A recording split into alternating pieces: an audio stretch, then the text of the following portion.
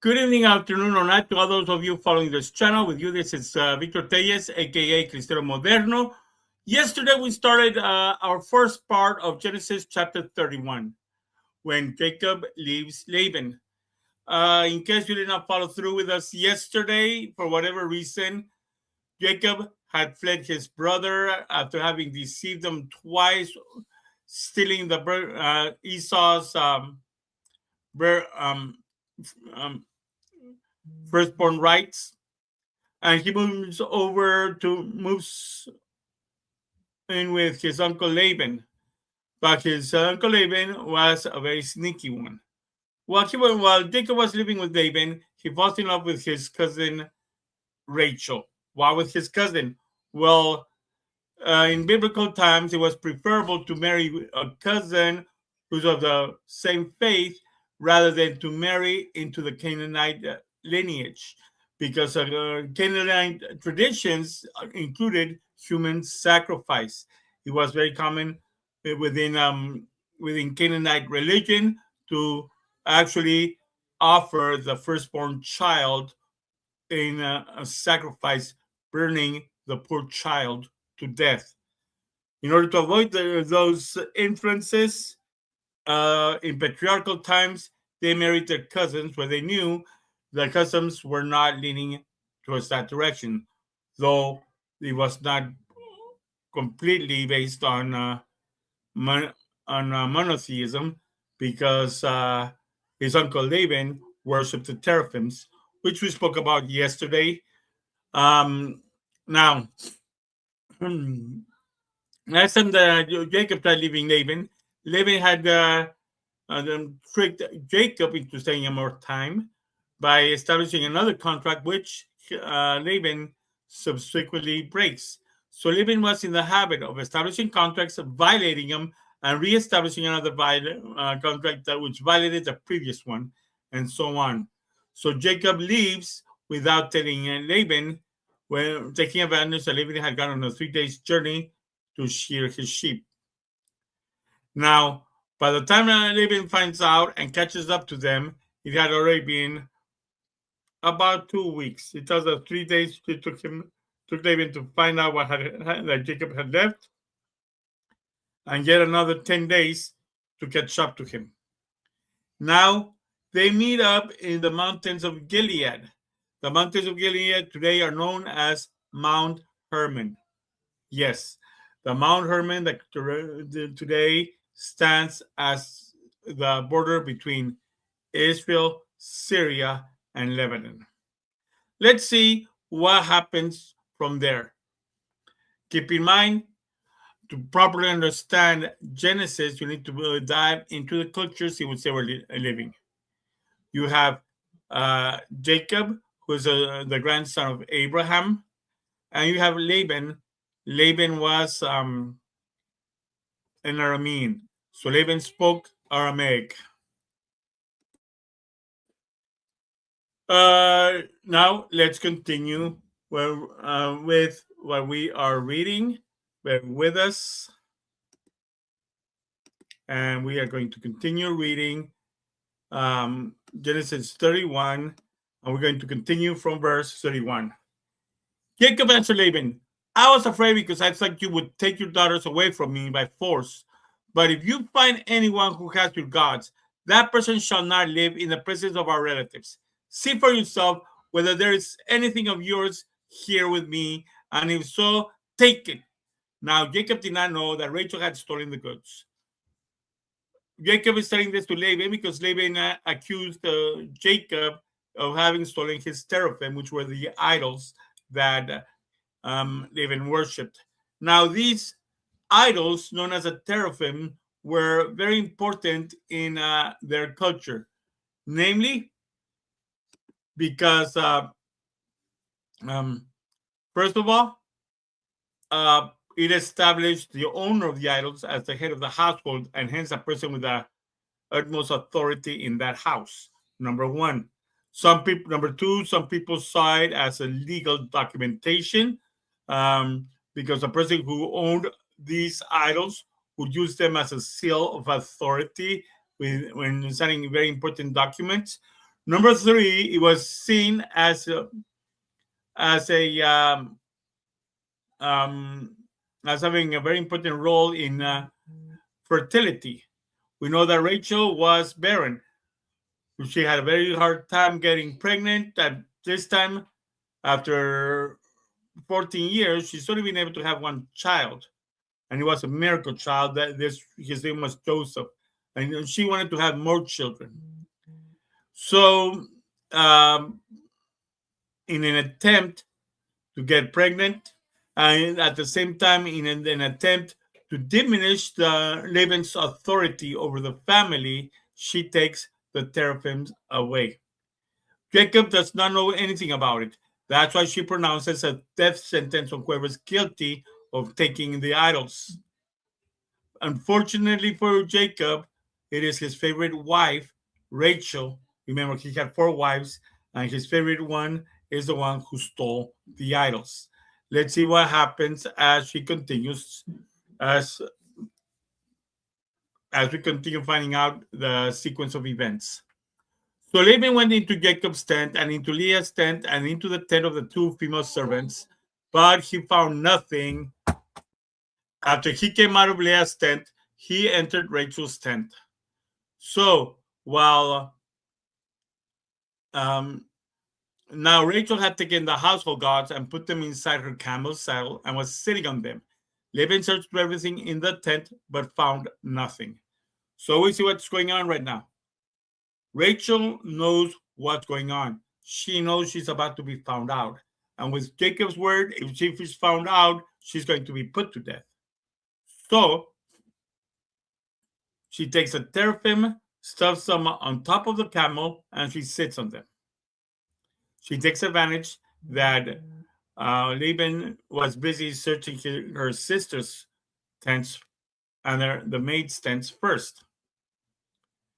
Rachel said, verse 35, Rachel said to her, "Don't be angry, my lord, that I cannot stand up in your presence. I'm having my period." So he searched but could not find the household gods. This is very significant because, first of all, it tells us how little respect Rachel had for the teraphim. It points out, signals that Rachel did not have the same faith that Laban had on the teraphims.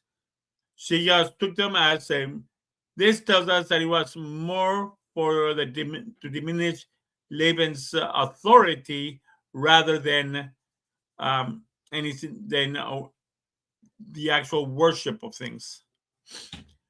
Because first of all, for anybody to step or sit on idols, it was considered to be a defamation, desecration of what's holy. It is worse, even according to the mentality of the time, for a woman to be sitting on this. And worst of all, if the woman is on her period, a woman in her period was being seen upon by the people of Jacob's time as something of impurity. She was seen as impure and as such unworthy of being in the community, let alone touching what somebody may have considered holy. So she does not regard these idols as holy because even in her period, she sits down on them, desecrating them with the blood of her menstrual cycle. You see, the Bible does not hide that because it's so normal. Now, and she says this out loud because she knows that with the way things were seen by the society at that time, it was considered impurity. So Laban, as a man, as a head of household, as a person seeking his teraphim, would not wanted to have gotten to impure according to him, so he would not have continued searching Rachel. Oh, you're your period. I don't want to touch you. I don't want to be impure, would have been the attitude. So therefore he left Rachel alone and was not able to find anything because they were all under her and she was menstruating on them. Jacob was angry and took Laban to ask, "What is my crime?" He asked Laban, "How have I wronged you that you hunt me down? Now that you have searched through all my gods, what have you found that belongs to your household? Put it here in front of our relatives and mine, and let them judge between the two of us. So what's your evidence? You accused me of stealing." Jacob's telling him, "You're accusing me of stealing from you. Put right here the evidence. What did I steal from you? Did you find it? Put it right here in front of everybody. Let everybody find out what was stolen. Did you find it?" Well, the only evidence was under Rachel. And since they didn't want to touch her because of she was in her days, technically, he found no evidence. Then now Jacob returns the accusations. Let's remember that when Laban catches up to Jacob, Laban started accusing Jacob of taking his wives and his children as if he were kidnapping them. But hey, he was not kidnapping them. They were Jacob's wives and children. Of course, he had every right to take them with him.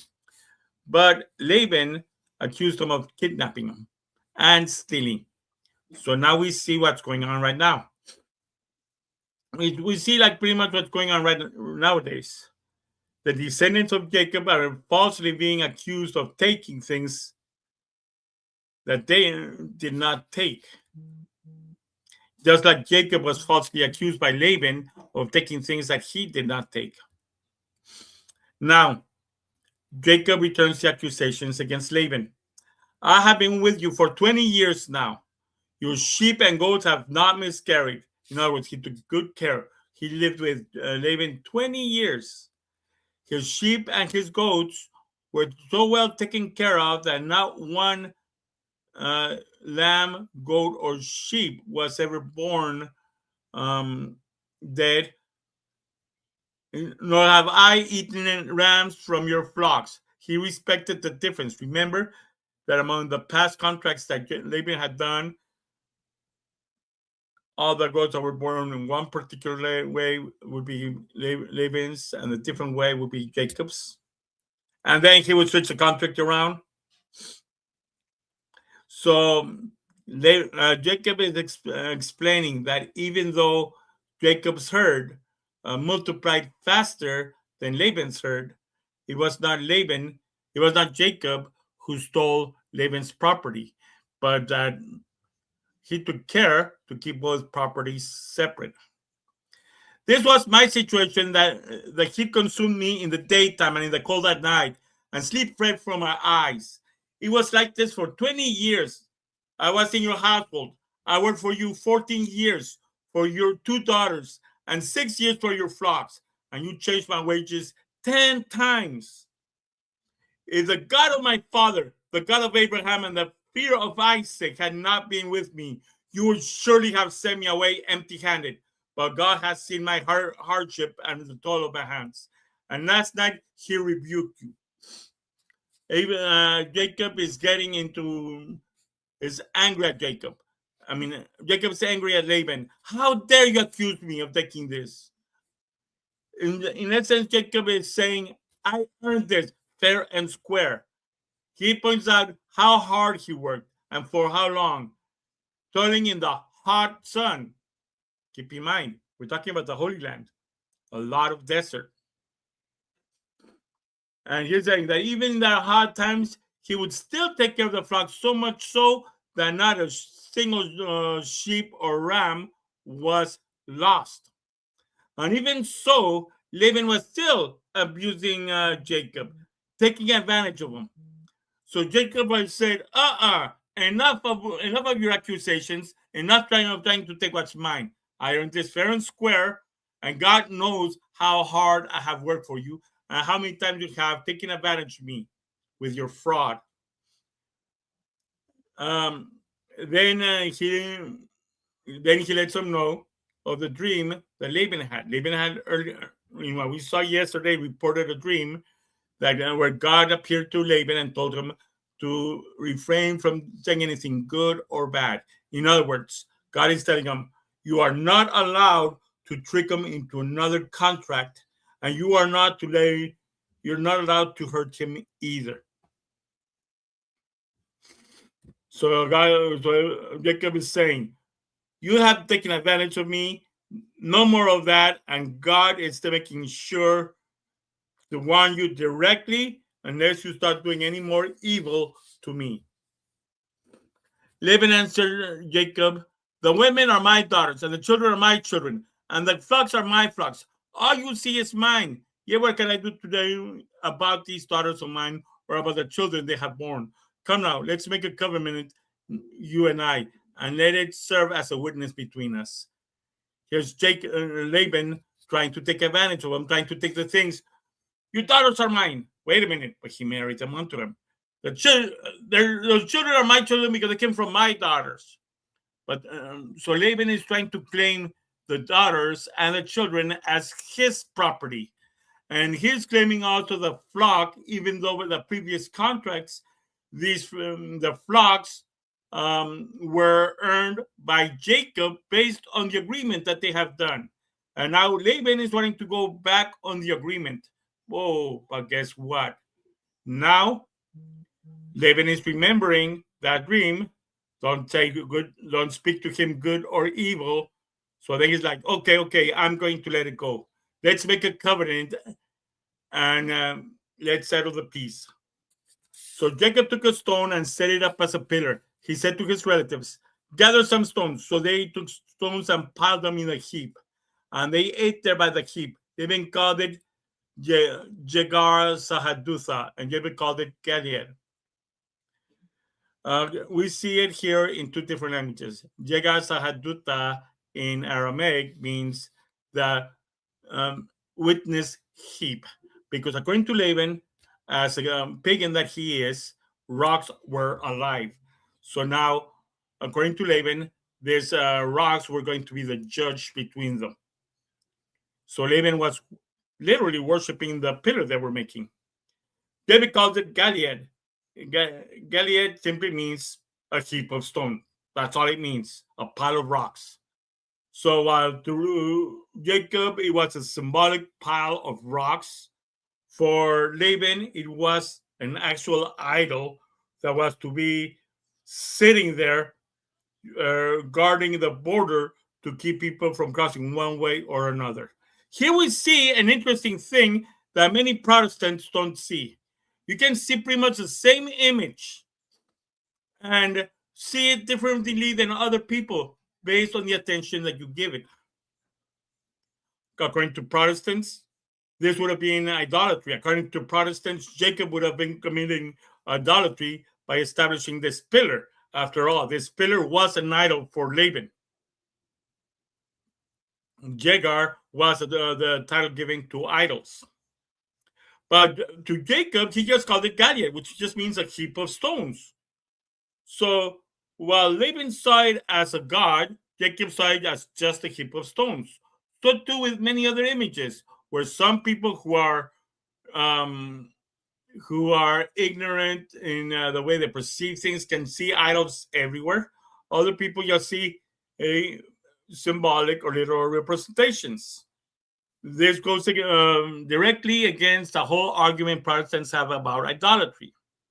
Oh, Catholics have idols, they say. They accuse us Catholics of having the Virgin Mary as an idol, and they're saying as an idol, accusing us of deifying them, making gods out of them. But you ask a Catholic, the Catholic will not see an idol in them, but a physical representation of a deeper spiritual truth. Now,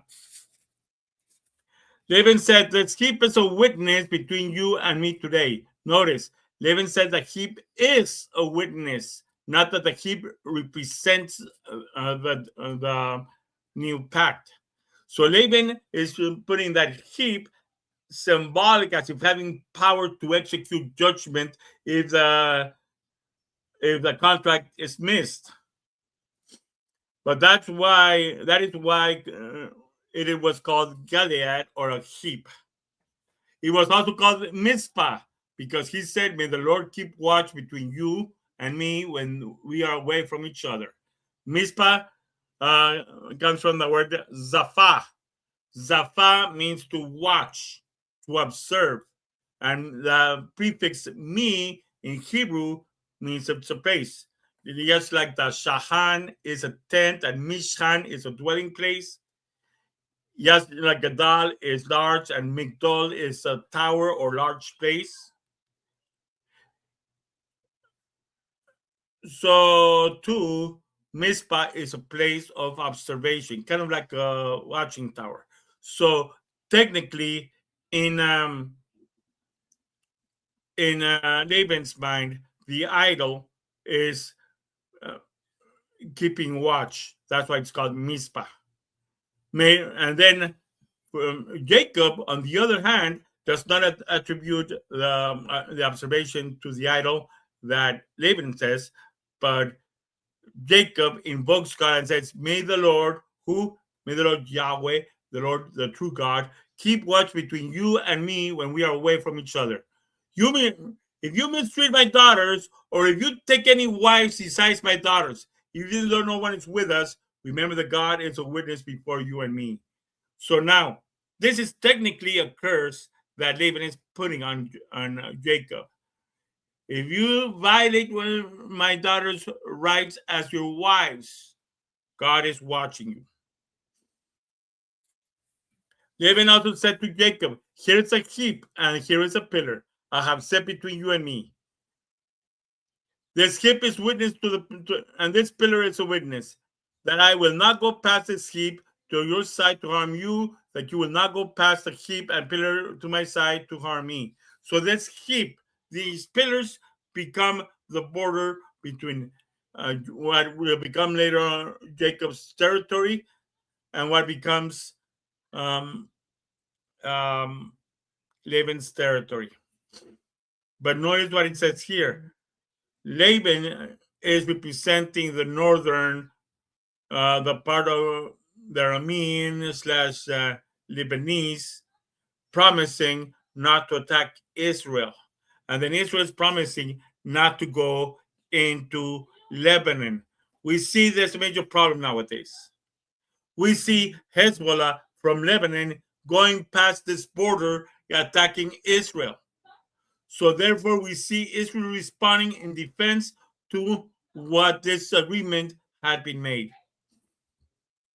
We see that Laban has a history of establishing agreements and then breaking them.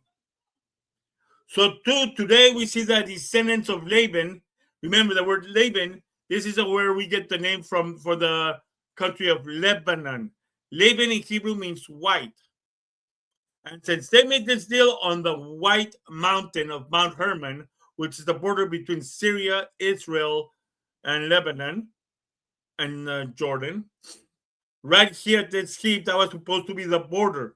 Yet, Laban's descendants from the country of Lebanon have violated, just like their father always did, they have violated the contract. So Israel defends itself. Let's continue seeing. May the God of Abraham and the God of Nahor and the God of their father judge between us. So Jacob took an oath in the name of the fear of his father Isaac. He offered a sacrifice there on the hill country and invited his relatives to a meal. After they had eaten, they spent the night there. You see, they're making this solemn. They're not just making a deal that they would respect each other's frontier, that they would respect this border. They are eating over this contract. Back in those days, when you make a contract, when you made a deal, you would sit down and have a meal with a person you are making a contract with. This would consummate the deal. This would consummate the contract and make it official. And since it's still a long way for both of them, for Laban to go back, as well as for Jacob to continue getting to what he needs to get, night has come. They're on top of the hill. There's no way they're going to get down from the hill in time before sunset, so they spend the night there. This is a lot. This we see that before this point, Jacob was not trusting Laban, and Laban had bad intentions against Jacob. But now they had sealed this contract, and that kind of buys Jacob time, and that's why Jacob accepts to eat and sleep beside Laban. Now they're feeling confident. This heap, which would mark witness that they would not do anything evil to each other. Early next morning, Laban kissed his grandchildren, his daughters, and blessed them, and he left and returned home. He gives them all a goodbye kiss, and thus the deal is completed. Just like always, remember, long live Christ the King!